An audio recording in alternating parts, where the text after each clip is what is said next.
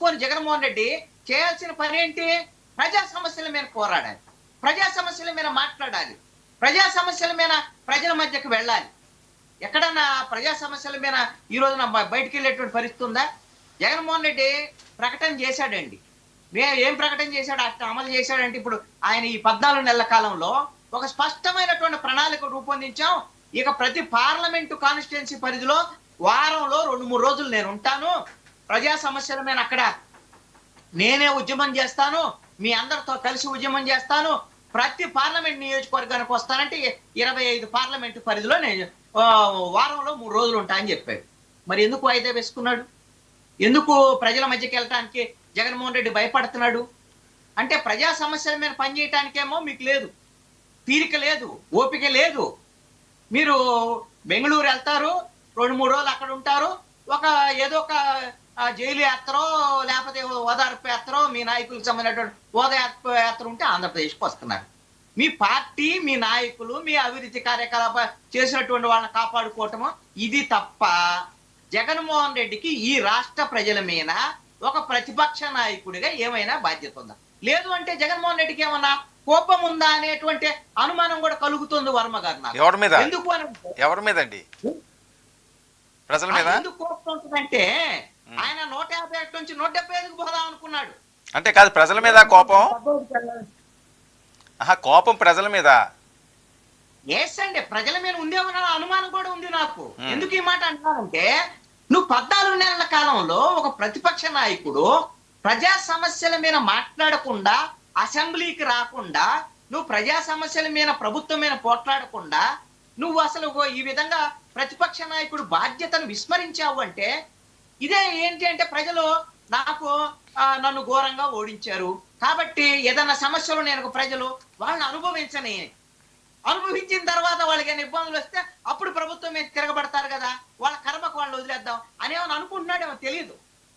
ఇది నాకున్న అభిప్రాయం అండి. ఇది నేను ఆరోపణ కాదు, ఉంది అని నేను అంటలే. ఒకవేళ ఇలాంటి అనుమానం కలుగుతుంది, ఏ ప్రతిపక్ష నాయకుడు ఇంత బాధ్యతారహితంగా వ్యవహరించలేదు.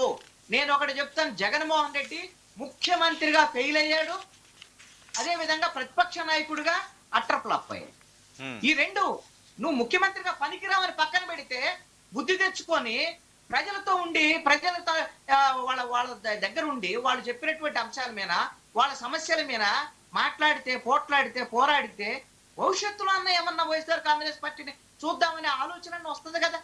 ఏ ప్రభుత్వమైనా, ఇప్పుడు కూటమి ప్రభుత్వమైనా సూపర్ 6 ఇంప్లిమెంట్ చేసినా ఏం చేసినా ప్రజల్లో ప్రభుత్వాల మీద అసంతృప్తి కామనం ఎంతో కొంత ఉంటది. అది మీ వైపు రావాలంటే, వైఎస్ఆర్ కాంగ్రెస్ పార్టీ వైపు రావాలి అని అంటే నువ్వు అసలు ప్రజల దగ్గర ఉండదే.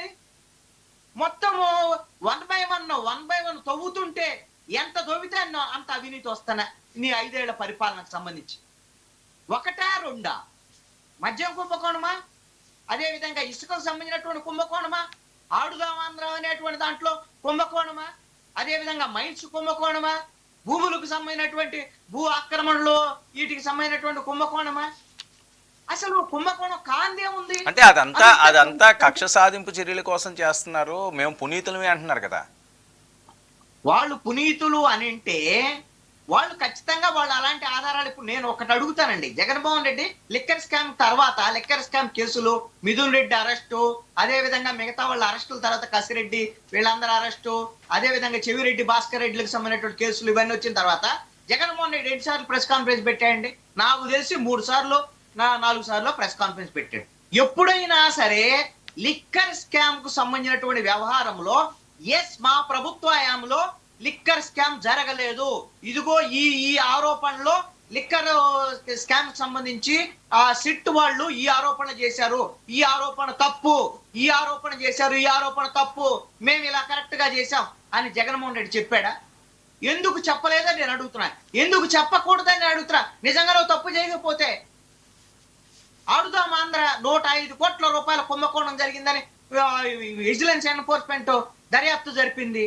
దానికి సంబంధించినటువంటి దాని మీద రెడీగా కేసు పెట్టడానికి ఈ రోజున రెడీగా అయిపోయినాడు. రోజా ఎప్పుడైనా సరే మంత్రిగా పనిచేసినటువంటి రోజా ఆవిడ ఎప్పుడన్నా ఇదిగోండి ఆడుదాము ఆంధ్ర దానికి సంబంధించినటువంటి దాంట్లో కుంభకోణం జరగలేదు, ఇదిగో ఈ విధంగా మేము చేసాము అనేటువంటి దాని మీద వివరణ చెప్పారా? ఎవరికి చెప్తారు? వీళ్ళు పోలీసులు కాదండి చెప్పాల్సింది, ఆంధ్రప్రదేశ్ ప్రజలకు చెప్పాలి. ఆంధ్రప్రదేశ్ ప్రజలు మీకు 151 సీట్లు ఇచ్చింది ఆ రోజున. మీకు ఇచ్చినటువంటి ఆ 151 సీట్లని దుర్వినియోగం చేసి మీరు కుంభకోణాలు, అవినీతి, అక్రమాలు చేశారని కదా మీకు ఇప్పుడు ఈ రోజున 11 సీట్లు ఇచ్చింది.